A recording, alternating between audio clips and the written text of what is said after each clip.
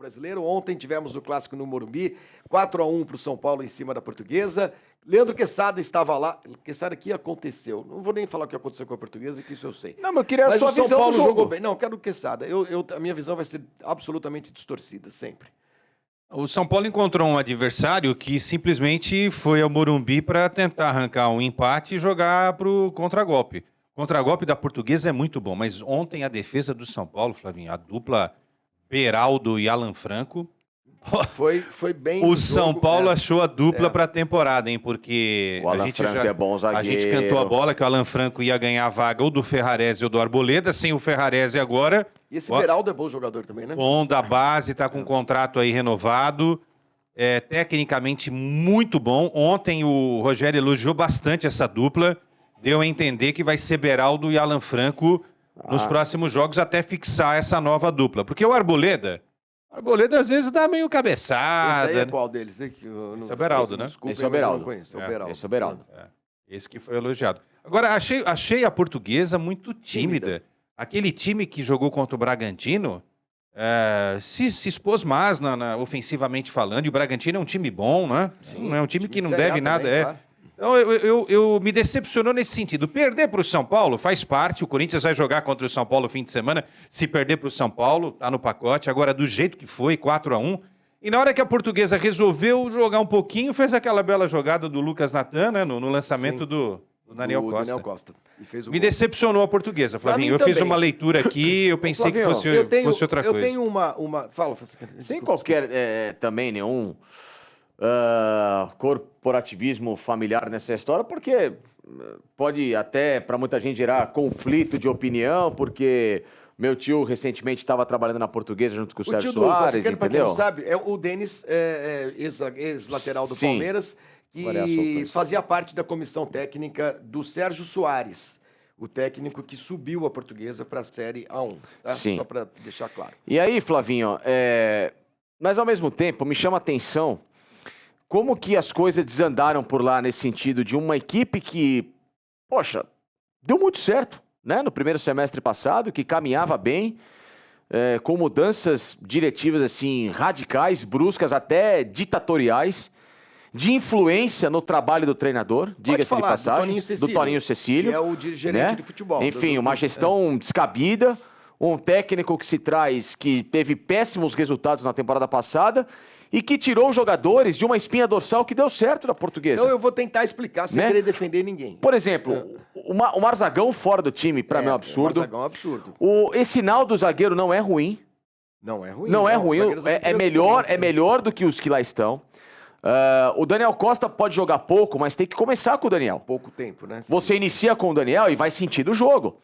O que você não pode abdicar, já que você se lança para buscar um jogo de contra-ataque e um resultado fora, com jogadores que você vê que em campo não tem identificação nenhuma com esse time, que talvez não entendam ainda o que é jogar na Portuguesa, mesmo com a Portuguesa hoje, numa situação inferiorizada em relação ao tamanho que ela já teve e que merece sempre ter esse respeito em sua história, e num sistema que claramente com atletas que não vai funcionar. Sabe, faz o simples, mantém uma base que deu certo, os jogadores que lá estão que podem jogar para melhorar a equipe. Agora, começar a inventar ainda mais num clássico fora de casa com o São Paulo, vai se complicar, Flavinho. Sem em defesa de ninguém, até porque eu não tenho vínculo com ninguém de diretoria, vocês me conhecem, o meu papel na Portuguesa é comprar ingresso e ir para arquibancada, é tudo que eu faço. Essa espinha dorsal que você falou, assim, funcionou muito, esse time funcionou muito na Série A2, na segunda divisão do Campeonato Paulista no ano passado. E aí, mais ou menos o mesmo time, perdeu 2 ou 3 jogadores que foram disputar campeonatos brasileiros de Série B, C e D e tal, jogou a Copa Paulista, que é um campeonato muito fraco, e a Portuguesa foi muito mal. Sim. Na Copa Paulista, foi muito mal. Porque o time que ganhou a Série A2, como ganhou, com muita facilidade e tal, tinha quase que obrigação de atropelar todo mundo na Copa mas Paulista. ela perdeu jogadores também, né? Poucos. Perdeu o Patrick, que era quarto zagueiro, perdeu... O Patrick era ótimo. Que foi emprestado e voltou agora, mas você machucou e não tá jogando. Perdeu lá 2 ou 3 jogadores, mas ainda assim manteve a base. E o time foi muito mal na Copa Paulista, foi muito mal. Eu entendo a montagem do time para disputar o Campeonato Paulista da Série A1. É um time inteiro novo, praticamente. Por quê? Mas não de idade, né? Aí que é o não problema. Não de idade. Aí que mas é o aí, problema. então, a opção foi partir para jogadores experientes, jogadores com casca, como a gente gosta de dizer. Porque para jogar um campeonato de adultos, precisa. O Pará tá ali. Não jogou muito bem ontem, mas contra o Bragantino foi muito bem. O Vitor Ramos. Você pode contestar os jogadores. Pode contestar. Fácil, não tem problema nenhum. Mas a formação, a montagem do time, eu entendo. Montar um time para não cair, que é o que a Portuguesa não pode fazer de novo esse ano de jeito nenhum, né? Agora, você tem, assim, claro que você tem razão em algumas coisas. Por exemplo, a escolha do técnico, o Mazzola Júnior. Não é um técnico que vinha de grandes trabalhos. Por outro lado, a Portuguesa não tem dinheiro para contratar sei lá, diz aí qualquer um que está desempregado. Não, eu só digo, mas você pode pegar Thiago um técnico Nunes, promissor de Série C que fez um bom trabalho, você tenta trazer. Ficar arriscando, sabe? Vamos tentar alguma coisa. Eu acho que o Mazzola Júnior não é nada. Mas é um cara que vem de campanhas mas, por exemplo, você falou de nomes, né? Vamos lá. O Dorival tá livre no mercado desde o ano passado. Não tem dinheiro para contratar o Dorival, mas nunca. Mas tudo bem, Flavinho, mas aí você tem que... A arte é você buscar, entendeu? Pega um patrocínio, nem que seja um patrocínio pontual, pro Dorival, pro técnico, entendeu? Coloca o Dorival numa ação desse patrocinador. Nada contra o Mazzola, não, longe disso. Mas assim, eu acho que precisa dar um salto. Você traz um Dorival, até o jogador vai se comportar de forma diferente. Seria maravilhoso. Acho que hoje para a Portuguesa é um tanto utópico. Mas assim, eu estou inventando o Dorival porque é um cara gigante e fora do mercado. Entendeu? Assim, o meio quando eu falo, dos dois, é que para mim é delicado falar. Entendeu? Eu, independentemente da Série A2, da Copa Paulista ter sido ruim, eu não teria desfeito o trabalho, pelo menos para terminar o ciclo no Campeonato Paulista. Não, eu concordo com você. Eu só estou falando diante da informação de que o Sérgio não seguiria. Então, o Sérgio é um bom treinador, eu considero. Mas se é para tirar o Sérgio, você tem que trazer um cara que está num outro patamar. Que recentemente em Campeonatos Paulistas fez bons trabalhos. Sim, levou o Santo André à decisão, São Bernardo a decisão. O pecado do Sérgio Soares foi realmente o time ter ido mal na Copa Paulista. O time não jogou, parecia outro time, era uma coisa inacreditável. Mas aí que tá. Tava todo mundo lá, era o mesmo além do time ter jogado mal, tem esse contraponto que eu faço de decisões lá de cima muito estranhas. Com a chegada de profissionais até nesse auxílio da diretoria, para ficar vigiando o trabalho de treinador. Sabe, diretor, como ele mesmo, interferindo diretamente até quase que em escalação, dando pitaco. Então assim, desculpa, fica inviável trabalhar. Né, o que está acontecendo com a Portuguesa muito, essa soberba que o Toninho criou em cima de um trabalho de pés no chão, ele pode acabar comprometendo completamente um projeto que é muito seguro só para ter evolução. Que a Portuguesa está pagando hoje em dia, a Portuguesa financeiramente está se estruturando, ela tem projetos ali de quem sabe se tornar até um clube empresa. Ele está interferindo nessa... Eu adoro o Toninho e o Cecílio. Tá. Acho que o Toninho e nenhum outro dirigente tem que ficar dando pitaco em... Imagina. Pode trocar ideias, mas a palavra final tem que ser do treinador. Tava lá. Mas ele está fazendo isso, Toninho? Trouxe o Ivan para ser um supervisor do trabalho do treinador do nada. O supervisor tem que ser ele. Ele próprio, a presidente, a vice-presidente, a Denise. Tem um monte de gente para supervisionar trabalho. Tem o filho do Ricardinho, o Bruno, que é do financeiro, que é um cara muito bom. Tem o Guilherme Boni, que trabalha ali também na gerência. Tem um monte de gente boa. Agora, ficar trabalhando, trazer, entre aspas, um braço direito para ficar levando informação do que está acontecendo no vestiário para diretores, sabe, desculpa, não vai funcionar. Não vai funcionar. Bom, não vai funcionar. Uma pena. Vamos lá, a Lusa joga agora domingo contra o Água Santa em Diadema. Estarei lá novamente com esta camisa linda, não tem problema nenhum. Tome cuidado lá, hein? Jogo. Tá. E só para fechar da parte da Portuguesa, que agora a gente vai falar do São Paulo, tem até o Rogério Ceni falando agora. Foi muito legal ver a torcida da Portuguesa de volta ao Morumbi ontem, né? O último jogo de Série A que a Portuguesa disputou lá foi em 2013. Campeonato Brasileiro. Depois jogou numa Copa Paulista. O público foi bom da Portuguesa? Tinha ali, umas 2.000 pessoas, talvez. Então tá bom, né? Então não é ruim. E eu não sei quanto deu o público total do jogo, 30 e pouco, talvez, porque o gozado Morumbi, ele enche em cima da hora, Você chegou fácil ontem? Acabei chegando, parei o carro longe. Lá na hamburgueria que eu te falei? Não. Foi a pé ou pegou Uber? Não, fui com o meu carro. Sim, mas depois Não, depois do onde eu estacionei até o portão, foi super tranquilo. Torcida do São Paulo, super tranquila com a torcida da Portuguesa. Ali na frente do Morumbi, realmente não teve problema nenhum, pelo menos até a hora que eu fui embora, né? E o Morumbi tá bonito, tá ótimo, o São Paulo fez uma grande partida, e agora vamos falar do Tricolor. Pronto, chega de falar da Lusa. Nunca se falou tanto da Portuguesa, Tá vendo? que beleza. Culpa minha. Me agradeça. Ontem muita gente não entendeu a escalação inicial, viu? Muita gente não entendeu a escalação oficial aqui, ó. Porque o Caleri... Nós não entendemos. O Caleri tava assim... Vamos nos dar as mãos, né? Vamos usar as mãos. Porque a gente não entendeu nem o Luciano de 10. Aí, quando a gente falou Galopo, centroavante, meu Deus! Mas olha, para não dizer que a gente é cri-cri, até quem escalou o Galopo de centroavante entende que não é a posição dele. Vamos ouvir o Rogério, então, depois a gente analisa, por favor. Então, Flavinho, Rogério, fale a respeito disso, aí a gente comenta. No estúdio, antes de soltar o Rogério, vamos aumentar Pode ir. Agora pode ir.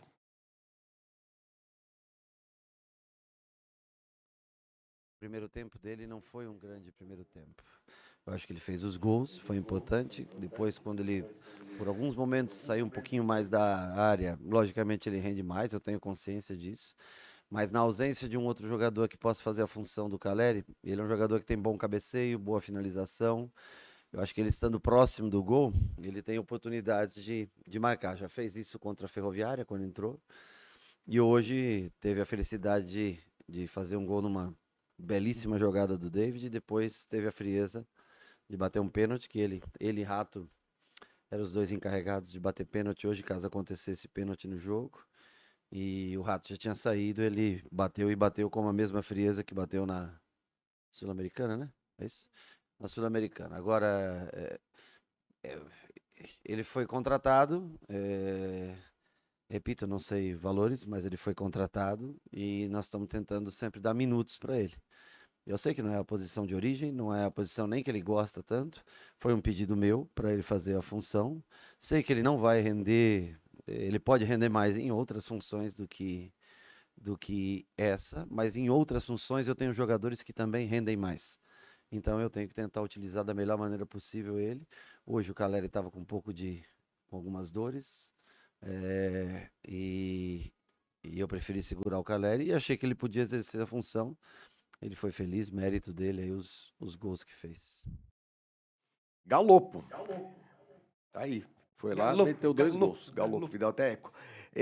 Mas é incrível, hein, Flavinho? Gente, mas aí é mérito pro técnico. Mérito pro técnico, mas aí ao mesmo tempo em que ele tem o mérito de escalar o Galopo, que é um meio-campista, para ser o camisa 9 na vaga do Caleri, poupado nesse jogo, mas que vai ser titular domingo contra o Corinthians, eu acho que ele deveria deixar de lado só nesse momento o comentário de que o primeiro tempo do Galopo não foi bem. Gente, sempre tem uma... Mas gente, não pode.